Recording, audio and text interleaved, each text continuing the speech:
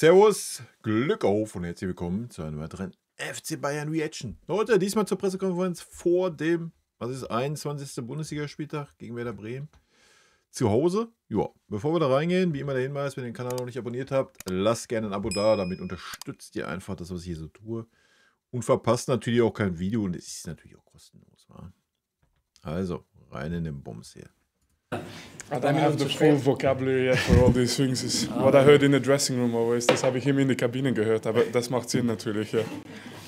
Damit ist es schon losgegangen. Macht Sinn, dass er in der Kabine der Februar, gehört. das wissen wir alle, hat es in sich. Noch 6 Spiele bis zum Ende beginnend. Morgen gegen den alten Rivalen und den alten Bekannten Werder Bremen. Servus zusammen Aber den ganz alten Rivalen. zur Pressekonferenz mit Wasser Kompanie und Christoph Freund. Und natürlich dann euren Fragen. Wo bist du immer leiser oder was? Erste von der Seite. Gut, dann gehen wir rüber zu Hannah Rey für Merkur und TZ.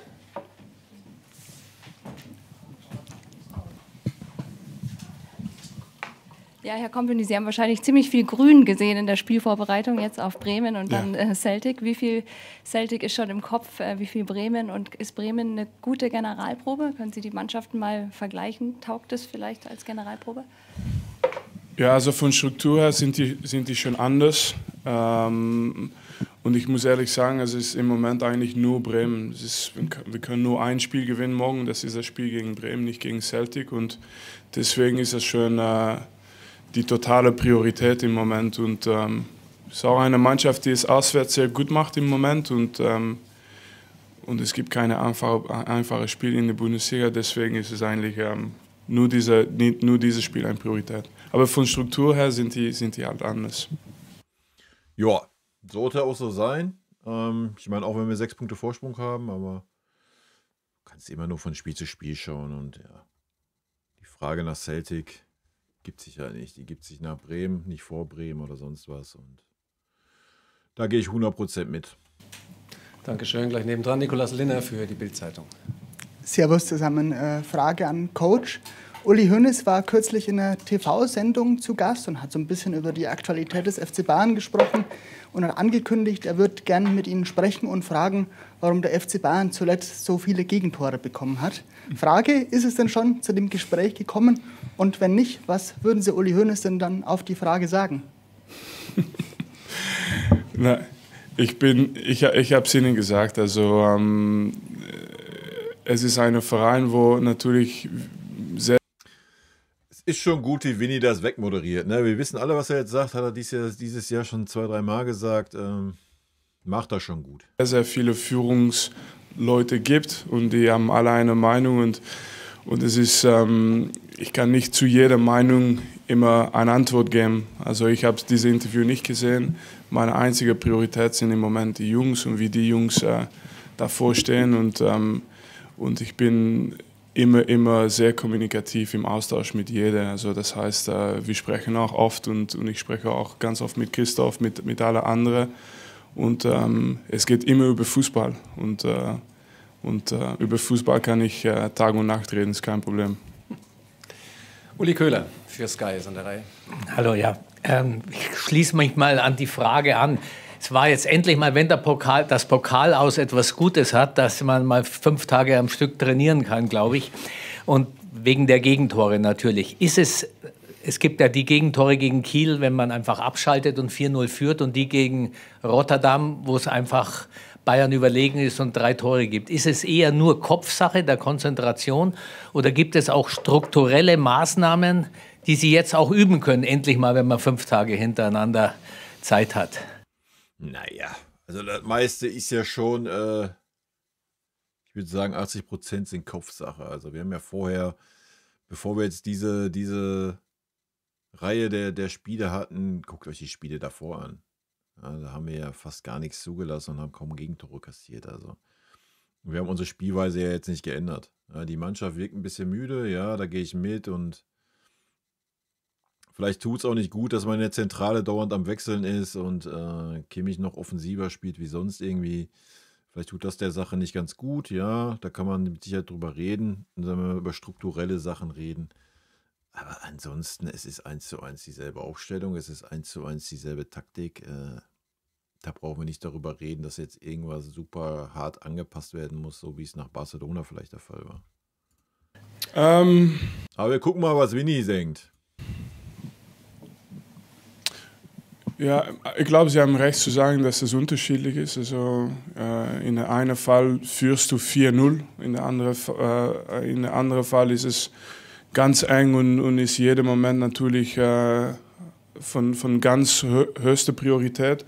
Aber ich glaube, wo ich meine Erfahrung ausziehen kann, ist, dass ich natürlich Glück hatte, dass ich diese 100-Punkte-Saison mitgemacht habe als Spieler in England.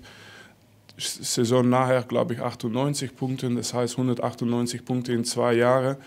Und dann weiß ich, in diesem Moment ist einfach, dass du immer im Kopf hast, dass jeder Moment, die ganze Saison wichtig ist. Es geht nicht mal über eine halbe Stunde oder eine Minute, es geht über jede Phase, jeden Moment. Und dann hast du diese maximale Erfolg. Aber es ist nicht einfach, wir sind auch Menschen. Und wir müssen auch immer besser werden. Wir müssen auch immer versuchen, das, was noch nicht 100% geht, besser zu machen. Das ist mein Job, das ist auch die Job von den Spielern. Und was man auch nicht machen darf, ist auch, da brauchst du schon ein bisschen Energie vor. Und diese Energie, die bekommst du nicht von nur zu schauen, auf was nicht klappt. Manchmal schauen, auf was du richtig machst und sehen, dass du das schützt, dass das bleibt und dann sehen, dass was noch besser muss, dass das einfach eine gemeinsame Priorität auch mitnimmt. Also ich glaube, hoffentlich ist das eine gute Antwort für Ihre Frage. Also mehr Kopf wie Struktur und Abstimmung. Was ich meine ist, es ist nicht so leicht zu sagen, weil im Moment kann ich Ihnen, glaube ich, jede Mannschaft in Deutschland nehmen, die mehr Tore kassiert hat als uns. Alle. Das heißt, aber ich will das auch nicht nutzen als Ausreden. Wir haben Tore bekommen. Das wäre auch jetzt wild, wenn das jetzt der Anspruch ist. Wenn, dann müsstest du das ja ins Verhältnis setzen und sagen, wir gucken uns mal die letzten 5 Spiele an, wo wir da stehen, in welchem Ranking zu allen Mannschaften in Deutschland. Dann kannst du gerne einen Vergleich ziehen, ja. Aber doch nicht, was jetzt schon, was weiß ich, wie viele Monate her ist. Wen interessiert das? Ja? Dann nimm jetzt die 5 Spiele, die letzten 5 und guck mal, wo du da im Vergleich stehst von den Gegentore. So, dann können wir gerne darüber reden, ja.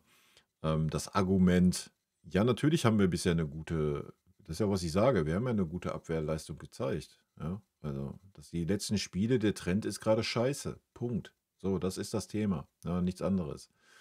Und deswegen sage ich ja, das ist mehr Kopf wie alles andere. Und das ist ja auch, was er gerade versucht hat, am Anfang da zu argumentieren. Und das fühle ich auch. Wie gesagt, Kiel ist eine Sache, ja, wenn du alle 3 Tage spielst und dann steht es 4-0 und dann schaltest du 3 Gänge runter und dann kriegst du den Gang nicht mehr hochgesetzt und die Konzentration ist nicht so da, alles gut. Ja, aber Feyenoord und so weiter geht halt gar nicht. So, Feierabend. Ja. Das muss man nicht schönreden.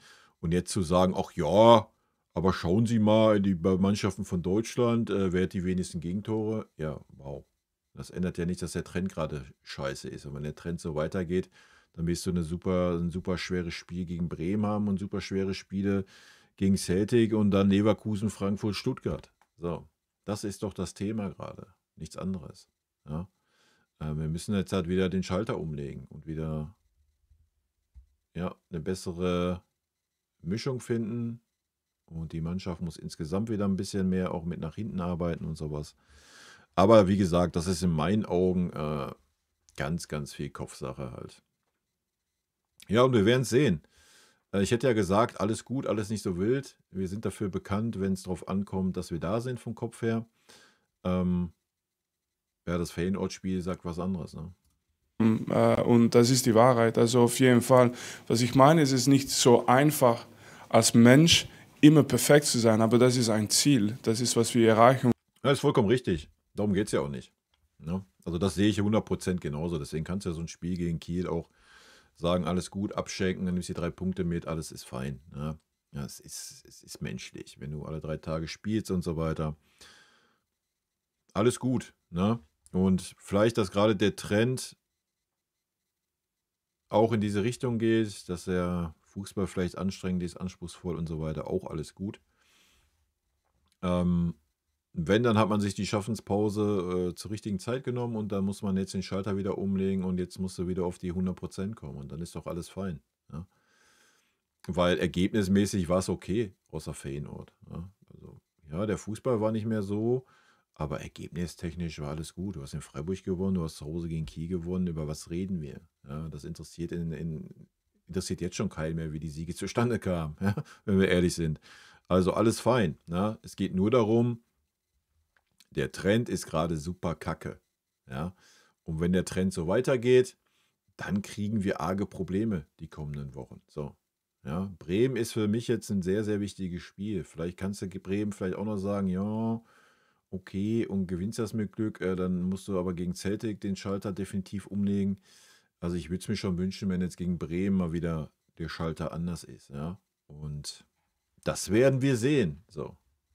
Und ob das jetzt mehr Kopfsache ist oder nicht, ja, habe ich ja gerade schon gesagt, es ist für mich sehr, sehr viel Kopf, weil vorher hat es ja super geklappt und vorher war es 1:1 dasselbe. Ja. Klar haben die Mannschaften sich ein bisschen darauf eingestellt, auf das System, keine Frage. Das ist immer so in der Rückrunde.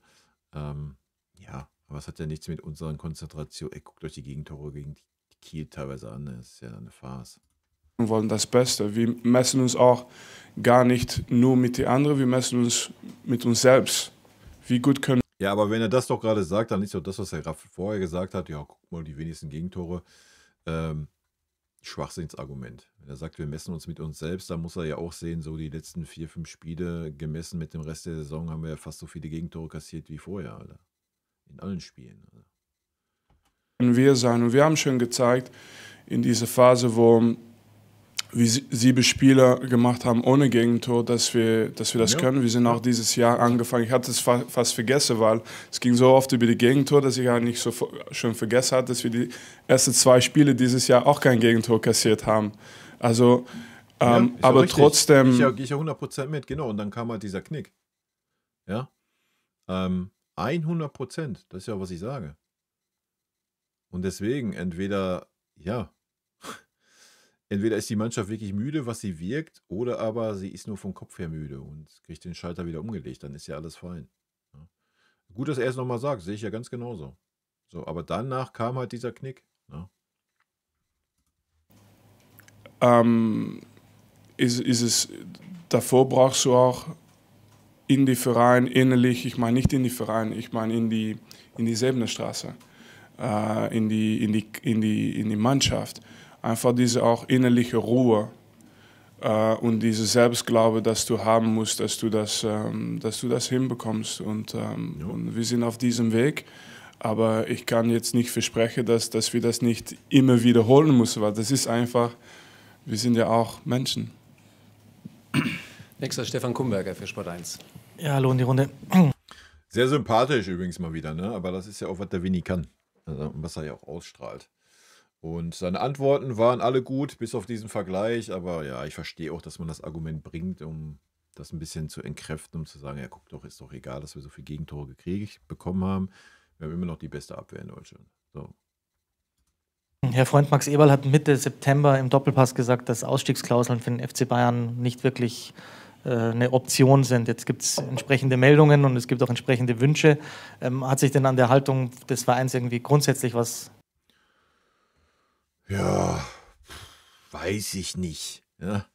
Das ist wieder so, ja, du hast mal in der Vergangenheit gesagt, keine Ahnung, du isst keine Zwiebeln, jetzt isst du Zwiebeln, was soll das? Ja, Leute, Zeiten ändern sich, Geschmäcker ändern sich und der Fußball entwickelt sich weiter und dass Spieler Ausstiegsklauseln fordern, ist mit Sicherheit nichts Neues. Ja, dass der FC Bayern, keine Ahnung, ob das stimmt. Man hört ja auch, Harry Kane hätte Ausstiegsklauseln in seinem Vertrag stehen. Ja.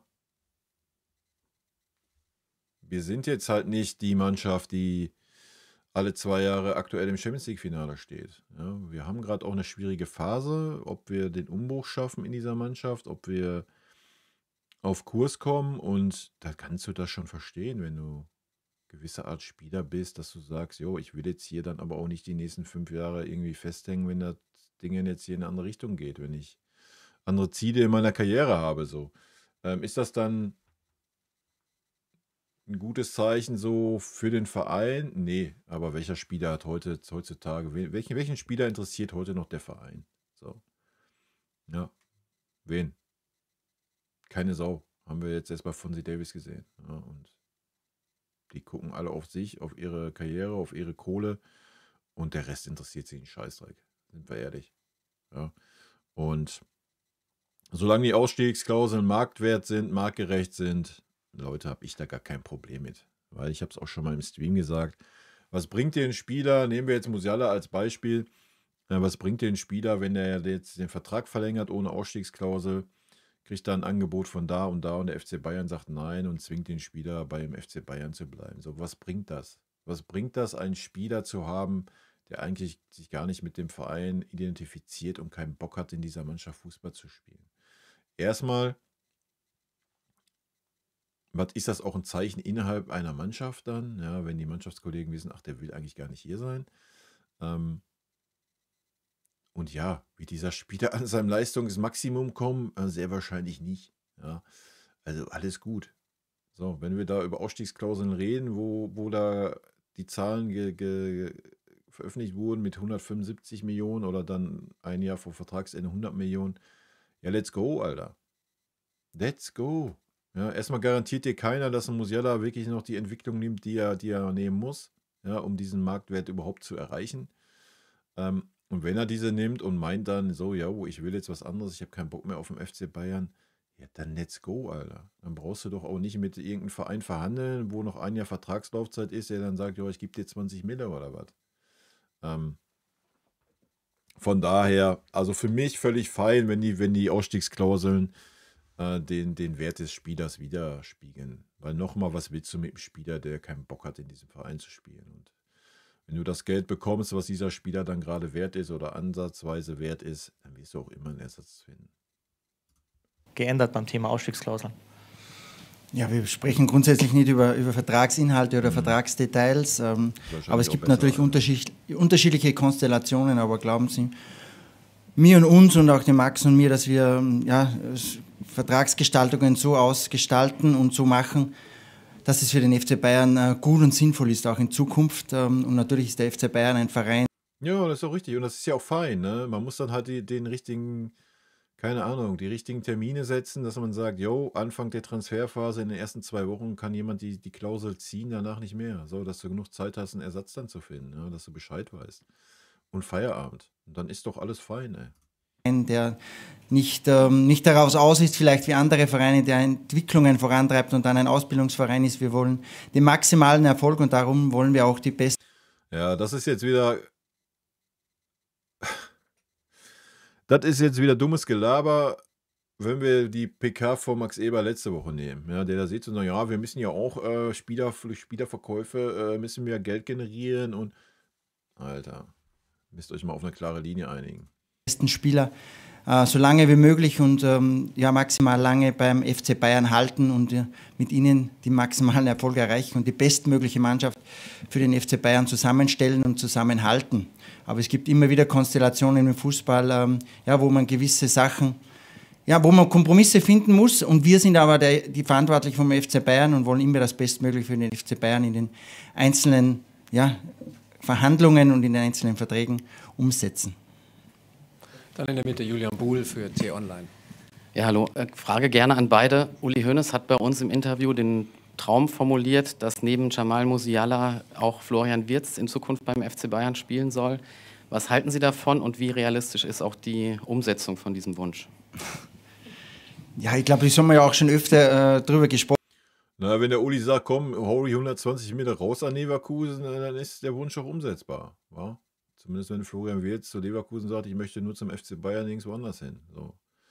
Dann wird es halt auch schwer zu sagen, wir verkaufen ihn nur ins Ausland. Also dann ist das natürlich schon möglich, aber Leverkusen würde uns natürlich extrem bluten lassen. Finanziell gesehen. So, da brauchen wir nicht drüber reden. Ja, ja, wenn Wirtz wirklich diesen Wunsch hat und er dann halt auch den Wunsch hat, so eine Ära mitzuprägen beim FC Bayern, und du dann rechnest so, er ist 6, 7, 8 Jahre bei uns im Verein, ja, dann kannst du diese Summe natürlich auch zahlen, Alter.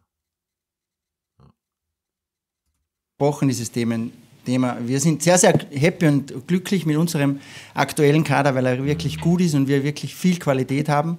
Ja, das ohne Scheiß, das nimmt ihn doch auch keiner mehr ab, oder? Also wenn man das wirklich denkt, Alto Betty, dann weiß ich nicht. Also dann läuft auch irgendwas verkehrt, zumindest wenn man mal in die Offensivreihe guckt. Und nicht nur über einzelne Spiele immer sprechen, aber Da hast du Musiala, Harry Kane und Michael Olise. Das war's. Nimm vielleicht noch King gerade dazu, weil er gerade mal nicht verletzt ist und Form hat. Und das war's. Lass 2 von denen ausfallen jetzt im Februar. Wollen wir alle nicht hoffen. Oder später im Viertel, Halbfinale oder sonst was in der Champions League. Ja, dann brauchst du nicht mehr antreten, Alter. Und dann siehst du einfach kein Land auf diesem Niveau. Ja, da ist kein Ersatz für da. Für Musiala gibt es keinen Ersatz und für Harry Kane schon gar nicht. Also, wo kann man sich da hinsetzen und sagen, oh ja, wir sind super aufgestellt, wir sind super zufrieden mit diesem Kader, wir haben so viel Qualität. Florian Wirtz ist immer wieder ein Thema und natürlich ist er ein außergewöhnlich guter Fußballer. Das wissen wir, das sehen wir alle und ja, träumen ist immer erlaubt und er ist sicher einer der besten deutschen Fußballer, aber wir haben auch sehr, sehr gute bei uns und es geht immer um die gesamte Mannschaft und auch was umsetzbar ist. Und, ja, dafür musst du halt erstmal die 4, 5 Großverdiener verkaufen, damit du erstmal genug Gehaltsvolumen frei hast. So, das ist ja das Problem. Und das ist das Problem, was wir seit Jahren haben. Da haben wir aktuell ja einige Themen, die wir hier regeln müssen und wollen in den nächsten Wochen und Monaten. Und das ist das Wichtigste. Wochen und Monaten, da pellen sich bei mir schon mal die Fußnägel hoch, Alter. Wenn ich da an die Verträge von Musiala, Kimmich und so weiter denke. Aber gut.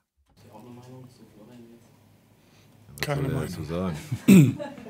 Alles gesagt. Dann switchen wir schnell zu Klaus Bergmann, Deutsche Presse. Winnie sagt nur was zu Spielern, die ihm zur Verfügung stehen. Und dann sagt er auch nur was zur Mannschaft und nicht zu einzelnen Spielern. Und das ist auch gut so. Agentur. Herr Kompany, es war immer das Ziel, direkt natürlich ins Achtelfinale der Champions League zu kommen. Und nachdem das verpasst war, haben Sie gesagt, wir müssen jetzt die Energie aufbauen und auch die Freude auf diese Herausforderung. Bei Ihnen gehe ich mal davon aus, Sie haben die für die kommende Woche oder für die nächsten 14 Tage. Wie sieht es denn bei der Mannschaft aus? Also hat man diese Situation schon angenommen? Ist das jetzt, wie gehen Sie da? Nee, die Mannschaft sagt jetzt, ach scheiße, nee, weißt du, eigentlich habe ich da andere Pläne gehabt an den beiden Terminen. Lass uns besser gar nicht antreten. So. Wollen wir die Champions League? Nee, ja, komm, wir wollen auch dieses Jahr nicht die Champions League gewinnen. Das Finale ist bei uns im Stadion. Nee, komm, da habe ich keinen Bock drauf. Wenn, dann würde ich gerne Finale im anderen Stadion sehen. Also was ist das wieder für eine dumme Frage, Alter? Natürlich will diese Mannschaft ins Finale da Horn. Es sollte wohl außer Frage stehen, jeder Fußballer, der spielt, möchte die Champions League gewinnen. Das ist der höchste Titel. Abgesehen von Nationalmannschaften und Feierabend. Ja, da muss man doch nicht fragen, ob die motiviert sind oder nicht. Ich meine, dann hast du noch einen geilen Gegner mit Celtic Glasgow, wo du ein super geiles Auswärtsspiel von Atmosphäre hast. Was willst du denn mehr haben? Und dazu ist es ein Gegner, der machbar ist. Ja, auch wenn du vielleicht gerade nicht Top-Form hast, ist dieser Gegner halt machbar. Also, da muss man doch nicht fragen, ja, wie ist denn, wollen denn die Spieler oder? Also immer. Für Fußball habe ich immer die Freude. Ich bin grundsätzlich keine Angstperson. Ich bin eine Person, die diese Challenges angehen will. Und ich glaube, unsere Fans werden sich auch freuen für die Auswärtsspiele, für die Heimspiele. Aber wenn wir Fußball spielen, bin ich immer glücklich. Wie sieht es in der Mannschaft aus? Haben Sie das übertragen können? Ja, auf jeden Fall, auch. Oh, es geht wieder los.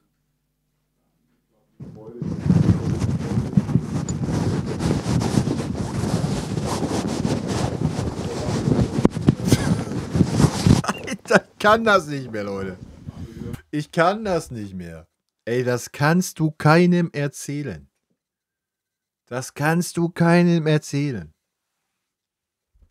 Junge, ich weiß nicht, wir müssten mal die ganze Saison durchgucken, wie viele fehlerfreie Pressekonferenzen wir vom Ton her hinkriegen. Also, kannst du auch an einer Hand abzählen. Dann switchen wir hinten an die Kamera bitte. Und ich glaube, du musst da reinsprechen, dann Nico ist gerade rausgekommen. Ja, bitte. Der FC Bayern, guten Morgen, Herr Kompany. Der FC Bayern spielt die beste Bundesliga-Saison seit 9 Jahren, habe ich gelesen. Wussten Sie das? Und wenn ja... Ich schaue auf diese Seite. Freut Sie das, dass es in der Bundesliga ja wirklich gut läuft? Nein, also ich... Nee, das freut ihm auch nicht, dass er in der Bundesliga gut läuft. Ist da eigentlich unglücklich drüber. Ich glaube, ich kann konsistent bleiben, wenn es mal über Sache geredet wird, wenn es mal nicht so gut ist, dann bleibe ich auch ruhig dabei. Das heißt, wenn Sie jetzt über das Positive reden, muss ich das auch durchhalten, muss ich auch ruhig bleiben dabei. Es ist nicht nur ein Ziel, die besser zu sein als die Gegner morgen oder die Gegner nachher, aber es ist auch ein Ziel, besser zu sein als unsere beste Level, als die beste FCB-Mannschaften in den letzten Jahren. Und deswegen ist dieses Fokus ganz, ganz hoch.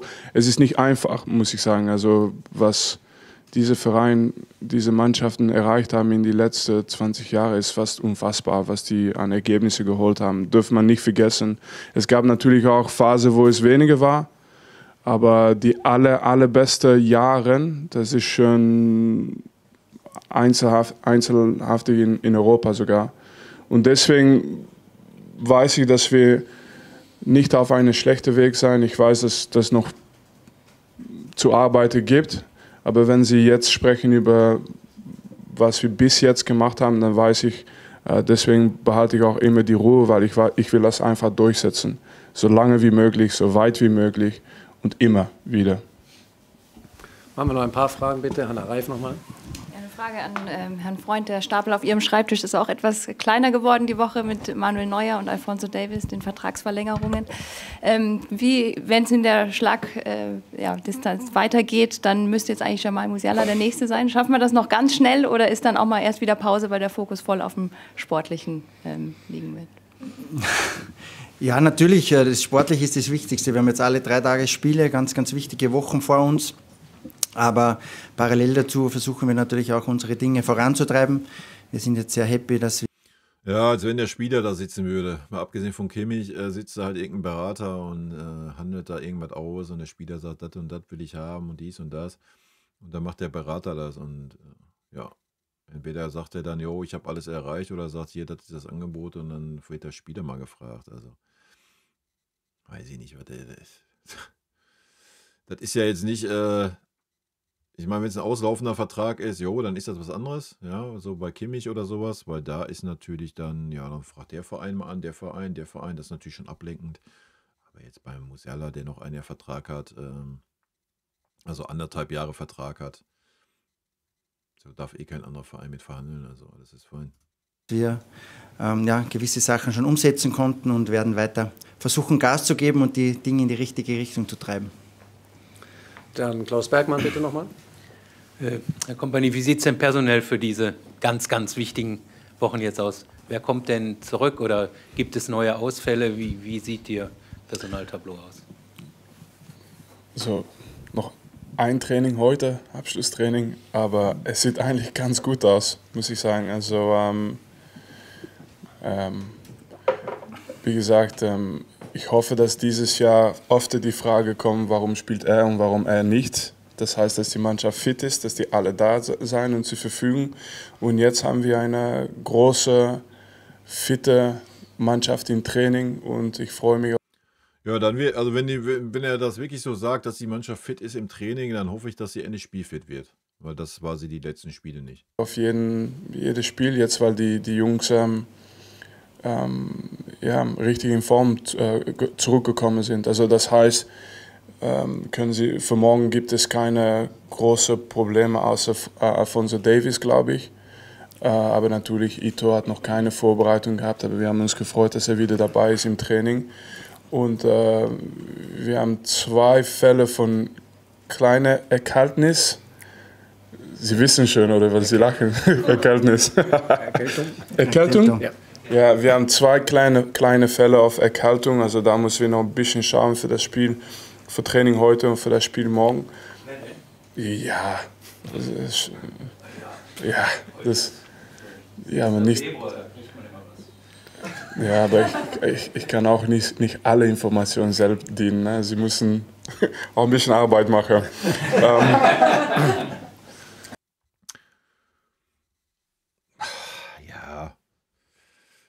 Ja, kann ich schon verstehen, so, dass man das jetzt nicht preisgeben will, dass Bremen sich darauf einstellt oder was, aber ja, am Ende des Tages, Alter, muss man, ich meine, er redet immer von Leistung und Selbstvertrauen, da muss man auch Selbstvertrauen haben zu können und sagen, ja, die beiden sind erkältet und fallen vielleicht aus oder können dann nicht 90 Minuten spielen, also das sollte man schon sagen können. Also. Aber das stimmt, wir haben vielleicht 2 Fälle, aber sonst muss ich sagen, grundsätzlich ist die Kader fit und wenn Fonsi zurückkommt, dann haben wir hoffentlich die ganze Kader zur Verfügung.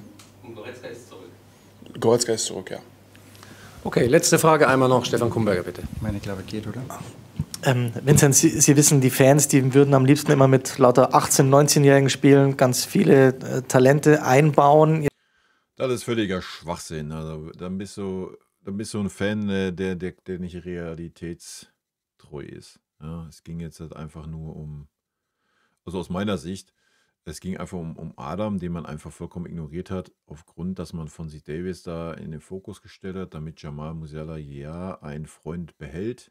Ja, bei Leroy ist das ja auch noch nicht sicher. So, dass dann ein Argument ist zu sagen, guck mal, dein Kumpel Fonzie bleibt da auch hier, bleibt da auch nochmal die 5 Jahre hier. Und das war ja zu Zeiten, wo Fonzie Davies wirklich schlecht war und teilweise auch, wo wir keinen Außenverteidiger zur Verfügung hatten und Adam durfte trotzdem nicht spielen. Dass man ihn jetzt vielleicht nicht so ins kalte Wasser wirft und in der Champions League dann irgendwo reinwirft, alles gut, ja, aber wir hatten genug Spiele, wo man ihn hätte bringen können. Und die andere Geschichte ist Mathys Tel. Wenn wir die Leistung eines Libers Sané, eines Serge Gnabry sehen, ja, dann ist es ein Schlag ins Gesicht, dass man Tel abgegeben hat. Sag ich euch, wie es ist. Weil Tel hat im Gegensatz zu den Spielern, die ich gerade genannt habe, nicht mal die Chance bekommen, spiel mal 3, 4, 5 Spiele am Stück. Ja, das gab es nicht. Auch wenn er da mit ein bisschen ins Boot genommen werden muss, ja, seine Defensivleistung und seine Leistung, wenn er dann spielen durfte, waren katastrophal. So, das gehört auch dazu. Aber es wäre mal schön gewesen zu sehen, wenn man sagt, yo, wie man es vor der Saison gesagt hat, wir setzen voll auf Mathys Tel. Wenn man ihnen dann halt mal diese 4, 5 Spiele Zeit gegeben hätte, ja, wie man es bei Leroy macht, wie man es beim Serge gemacht hat, wie man es auch beim King gemacht hatte, der auch katastrophal gespielt hatte und seine 4, 5 Spiele gebraucht hat, um wieder in Form zu kommen. Das hat man halt nicht getan. Ja. Und das muss man dann schon kritisieren. Ja. Und ja, dann diese Aussagen von Max Eberl, der sich da hingesetzt hat und gesagt hat, ja, aber das geht nicht bei so einem großen Club, wie wir es sind. Das geht schon gar nicht, wie man Champions League spielt. Ja, dann kann ich immer nur wieder das Argument bringen, dann guck nach Graugänse Hansi, Alter, da geht das seit Jahren. Ja, in Barcelona geht das immer. Da spielen 16-Jährige und sind Stammspieler. Jetzt ist Mathys Tel gegangen. Auch Ex-Profis sagen, warum kann man den gehen lassen? Können Sie diese Kritik verstehen an dem Deal? Ja, ich glaube, zu jeder Situation ist es wichtig, dass wir erstmal ehrlich sind und sehr kommunikativ sind mit unseren Spielern. Das machen wir immer. Problem? Ja, dann war man ehrlich und hat halt gesagt, ja, pass mal auf, du bist die Nummer 5, die anderen sehe ich alle vor dir. Und dass der Junge dann keinen Bock darauf hat, ist ja auch verständlich, oder? Und das ist ja auch gut, wenn man das dann klar kommuniziert, damit er weiß, woran er ist. So. Mikro? Aber es geht ja um die Art und Weise, wie das Ganze dann abgelaufen ist. Ne? Aber da werde ich ein kleines Extra-Video zu machen. Diese jetzt? Okay, also beide. Entschuldigung. Ich habe noch eins. Und ich habe das von Anfang an gesagt, also und Christoph hat es auch gesagt und Max auch, wenn Für mich das Schlimmste ist, wenn wir zum Beispiel, wenn einer gesagt wurde, wir haben über die Presse geredet, aber die Spieler selbst haben nicht von uns gehört. Wir haben alles besprochen mit den Spielern.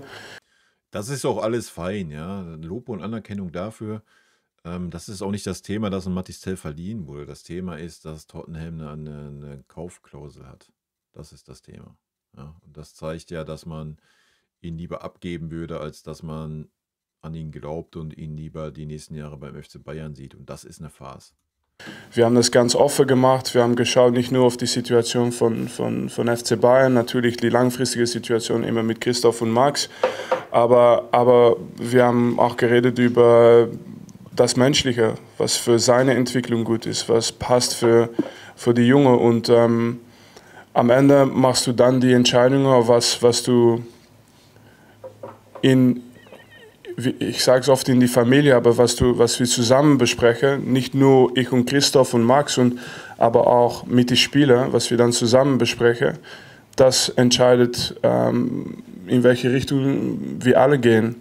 Nicht, was von außerhalb kommt, wir haben keinen Fokus darauf. Wir machen was. Das ist auch richtig. Ja, das ist ja auch, was ich auch immer sage. Wir können ja uns hier hinsetzen als Fans oder auch ehemalige Spieler oder Experten, unsere Meinung haben und die auch kundtun und auch kritisieren, machen und tun, aber er darf natürlich, wie er es gerade sagt, spielt natürlich absolut keine Rolle, das interessiert die Leute auch nicht. Ja? Und das hat es auch nicht. Ja? Um das ganz klar zu sagen. Wir können das machen, alles gut, aber es hat natürlich nicht den FC Bayern oder die 3 handelnden Personen dazu interessieren, wie wir das sehen oder wie das Mario Basler, Lothar Matthäus oder Dietmar Hamann oder wer auch immer sieht.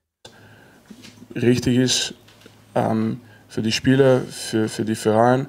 Und wir versuchen immer, das Beste zu machen.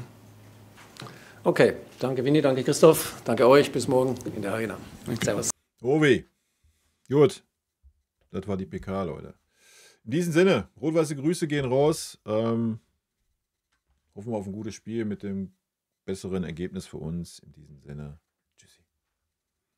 Vielen lieben Dank für euren Support hier auf dem Kanal. Und in diesem Sinne, gute Freunde kann niemand trennen.